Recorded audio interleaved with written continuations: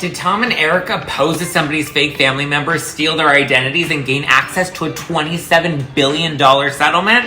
Let's break it down. So right off the bat, I think if this story were true, this would be the scandal and not the orphans and widows. But let's dive into it. So I checked with a few of my sources and some legal analysts to see if there's any credibility here, and even though it sounds super juicy, none of them think it's really that credible, and here's why. For starters, it was filed pro se, meaning the person that filed the lawsuit is representing themselves, meaning they don't have an actual attorney. Don't you think for a case this big you'd need a pretty big legal team behind you?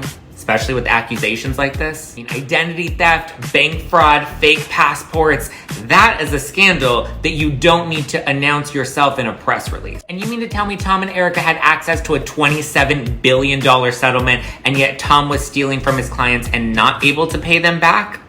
Also, Tom and Erika aren't the ones being sued here. Bank of America is the one being sued here. Tom and Erika are just mentioned as people part of this big conspiracy scheme. If there were any merit, I think we'd see criminal charges by now. And then Mauricio helped them buy the Spelling estate? I mean, it sounds like a great Lifetime movie, but hardly a credible lawsuit. As Jay Edelson, the attorney behind the $50 million Girardi Keese lawsuit, as he said, this press release does not pass the credibility test and I believe distracts from the real story. But again, a great Lifetime movie.